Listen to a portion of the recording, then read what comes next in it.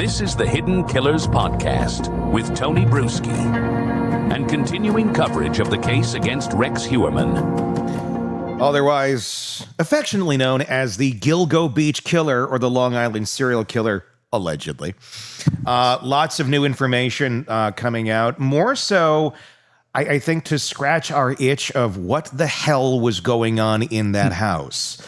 Because that's what we've been speculating on since he was arrested. Of course, his house, Massapequa Park in New York, looked kind of like a hoarder's house, to put it lightly. Kind of surprising for a guy that's somewhat a skilled and respected architect in New York City to be living in such a situation. It was kind of a little bit incongruent. But we also wondered, okay, if he's doing all these things and he has this weird basement that has all sorts of weaponry in it and allegedly child porn and all sorts of horrible things, a manifesto on how to kill people.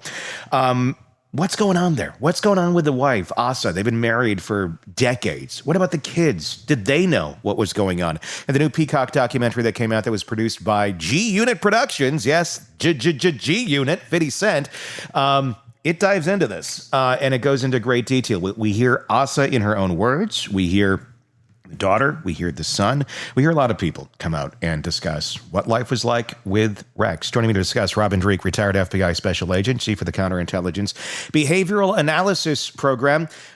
There's a lot to unpack here with Rex and what was known and what was not known. I'm going to start with Asa, because Asa is one that she filed for divorce early on. They did get the divorce. But what we learn in this documentary is that it was more so to protect assets than it was to get away from the man that most of us believe is a horrific serial killer. What's your thoughts on how that all worked out and where she's sitting today, still believing that this man is innocent and he was her hero earlier in life? Yeah, we do not want to face anything that is incongruent with our self-image, do we? Mm-hmm. She is a great example that she's been groomed in this lifestyle with him. And it's been part of her life for so long, and he's been part of it. It's part of who she is. It's part of her validation of self. And to deny any of that would be obviously bone crushing to her brain. It would break her brain, I think, to admit that he is actually potentially the killer, because she idolizes him. And what's interesting about this entire thing is that look who she's placing more important than anything else. Him, above children, above everything. So it's he did a good job brainwashing her. There's no doubt. And they had met when she was young. I believe 17, 18, somewhere around there. She had a very traumatic upbringing. She is a rape survivor. There was abuse. There was all sorts of things that she had gone through where she needed help. Either she was going to pull herself up by the bootstraps and get a life going for herself, or someone was going to come in and save her. In this case, Rex was the savior, and I say that in air quotes. Yeah. Brought her in. He came in. I don't know if he saved her, but yeah. He came in. I mean, to her reality, the world, the trauma that she had been living in, he took her out of that. And allegedly, he didn't cause her more trauma. And maybe he did not. Maybe, it was a fairly plain Jane relationship, and there really wasn't a whole lot going on involving her and this other life that he's allegedly led. And then all these years later, it seems that when she's on vacation is when he's out doing these things. There's a lot of weirdness here. One of the things that I found odd is the normalizing of rather bizarre behavior. One of them being, when we're on family vacations, he's out doing this. Well, why isn't he on the family vacation? That's not a family vacation. It's kind of bizarre when just mom is taking the kids on all the family vacations and dad is always back home and we don't know what the hell's going on. Now, certainly the dynamics of work and all that do play a factor into this. But that seemed to be what happened all of the time. There was this separation. There was places in the house that no one was allowed to go into. And that was just completely normal. It wasn't just this is off limits, it's dad's space, he doesn't like you in there. It was like, you don't go in there. There was a lot of normalizing weird behavior in this house. Yeah. Do you believe that? 100%. So he rescued her from an unhealthy life of trauma and then renormalized her into his life of secrecy. and lack of transparency. And so that became her new normal, which was better than her old normal. So in her mind, it's a step up. He saved her. That's why he's a hero to her. But he normalized all these unhealthy behaviors of lack of transparency. Remember, I keep saying it repeatedly. Open, honest communication, transparency, and vulnerability are the three pillars of trust that I believe we all need if we're going to have healthy relationships. And that lack of transparency, secret places, times with unknown things going on, he normalized that at a very, very young age in their relationship, so it became part of the norm. And so when they have kids, that's also then part of the norm. It's just the way mom and dad do things. It's the way our family does things. It becomes part of the little insulated family normal. So doesn't surprise me at all. Do people like this, probably depends on the human, but someone like Rex Heuermann, who essentially groomed Asa and the family to believe one thing one way. This is how it works, and this is how we're going to do things. Are they doing that on a conscious level? Is it, I better make them think this so I can get away with that? Or is it just who they are? They have to present things this way because this is just how they operate. It's not necessarily nefarious how a healthy individual would have to sit down and go, how am I going to convince someone of this?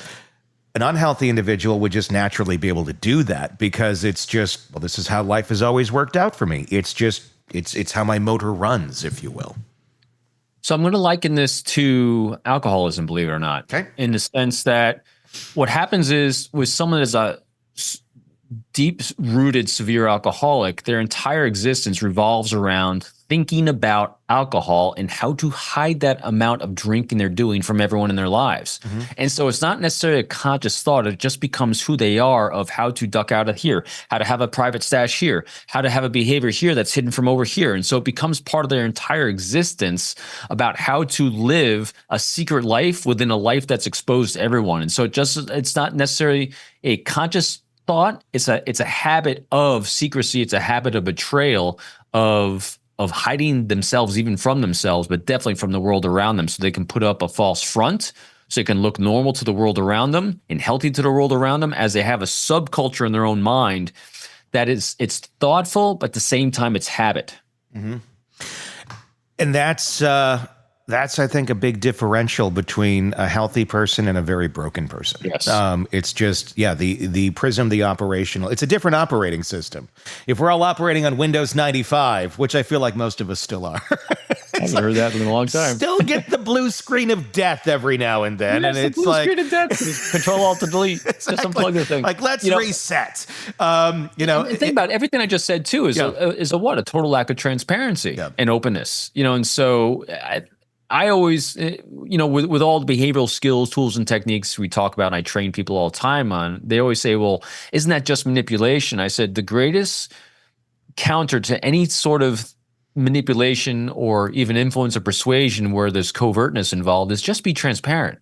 Transparency is the greatest mitigator for unhealthy behaviors. Because if you're unwilling to be transparent with your behavior, maybe you really should second guess the behavior you're having, because that will keep it from being unhealthy. Because once you start going down the unhealthy path and becomes part of your normal, it becomes easier the next time, and then easier the next time. And then you get into a pattern of unhealthy behavior. And what you're now doing is you're normalizing that behavior to that environment. You're grooming your environment to your unhealthy behavior.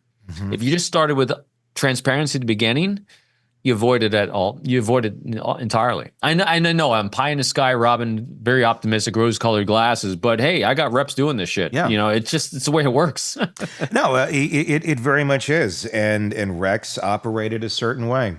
I think one of the most shocking parts about the Rex Heuermann case, the Gilgo Beach killer, Lisk, whatever you want to call it, is when we're talking about baseline of a human being, a lot of it just go to ourselves. So how would I think about this? It's just kind of our natural reaction, and you got to put yourself in somebody else's shoes. We're talking about Rex Heuermann and his baseline. What kind of a baseline is it for somebody who completes the documents the way that he did, the documentation in his basement, his kind of manifesto or to-do list, if you will? It went into such great detail about what he needed to do, and just weird, like little reminders for himself. And the fact that someone is capable of writing this stuff down and then going back to life and going to work as the architect and going out to Applebee's with the family or whatever the hell he was doing. These are some of the things that were on his planning list. Get sleep before hunt. Have story set. Check issues to avoid detection. His inventory, cutting tools, acid, hair nets, tarps, heavy rope. Things to remember. Hit harder. Consider a hit to the face or a neck for takedown. Post-murder body preparation. Remove head and hands. Remove trace DNA and remove ID marks like tattoos. It goes on. And he's just like, typing this down in Word. And he had this list for like 20 years. What is going on with this human being that they can do this and go, yep, this is my to-do list. And then, like I said, go back and live normal life. That's a weird baseline of life right there. It's actually not surprising to me because this is what stalkers will do as well. Mm-hmm. They actually keep detailed notes on what they're doing because this is part of his fantasy. It's not just how he positioned bodies. What serial killers do is they live out these fantasies. They position bodies. They keep trophies. They do certain things to live out the fantasy in their mind again. And so part of his fantasization is actually his note taking. So he can think about this. So a lot of these bodies, if he's actually the murderer, whoever did it, were positioned and put in places that he can think about them and maybe even drive by or see them, but not frequently. And so if you're trying to relive those moments and try to get that same rush that you had in those moments and thinking about those bodies and what he did to them, one way he's going to do that is to be able to look at his notes and remember it and reminisce about it and think about it. And also, he's a detail-oriented guy. He's got life reps of doing this, and so he's probably perfected his craft. He wants to get better each time. You know, he's an architect, which is an engineering type of thing, and so they're detail and process-oriented people. So he's very likely a very process, detail-oriented individual. So he actually took a lot of notes on it. You know, I know it still hasn't gone to trial yet, but it just reminds me of the Koberger case as well. Here's a detailed school guy just taking a lot of notes, doing a lot of research, and doing all these things to execute a plan. And so Heuermann doing something similar like this too. Yeah, it doesn't surprise me at all, especially since we see he's got a household of trophies. He's a hoarder. He collects shit so he can look at it. Yeah. You know, the same thing. Why do you write things down? So you can reminisce and look at it again, improve upon it. And just, I mean, can you imagine? So again, we put our reverse context on. So here I am, I'm a psychopath and I want to kill people for a living because it makes me feel good and I get the adrenaline rush I want from it. One way I can sit around in my I love me room of guns and body parts is to look at my notes I took to do it every time. Oh, what a great time that was. See what I mean? It kind of fits that whole behavior pattern of his life of just nutso.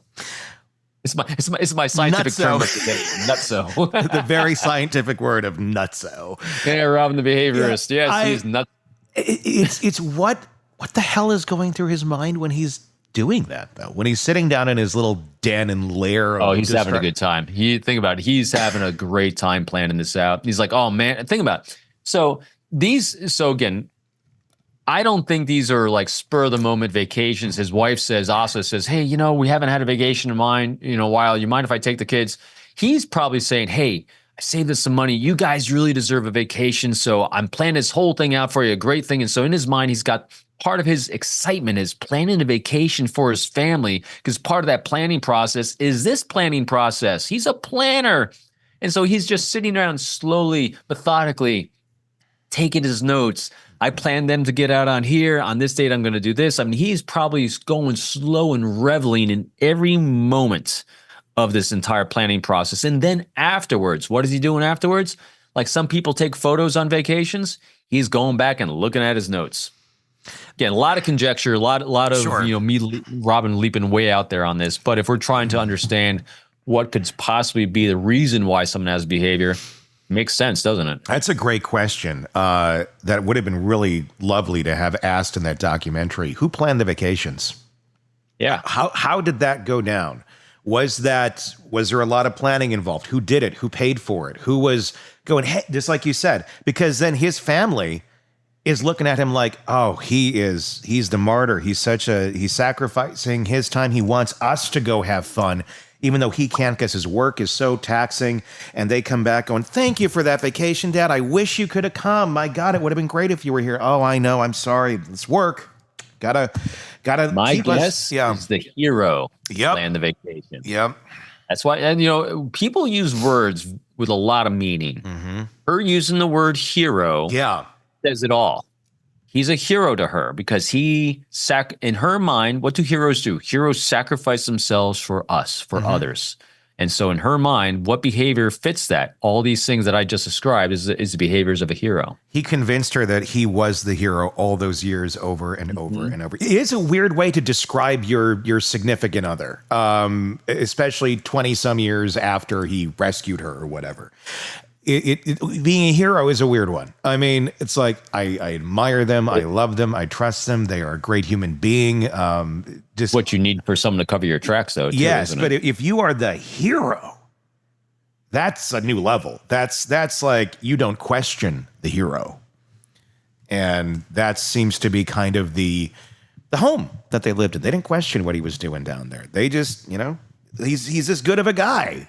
That's the could he? hero's lair. That's where the hero goes to a secret bat cave. Yeah.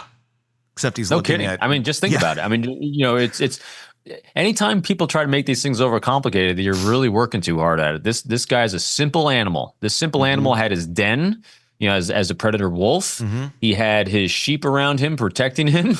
To them, he's the hero. Want more on this case and others? Then press subscribe now and don't miss a moment of true crime coverage from Tony Bruschi and the Hidden Killers podcast.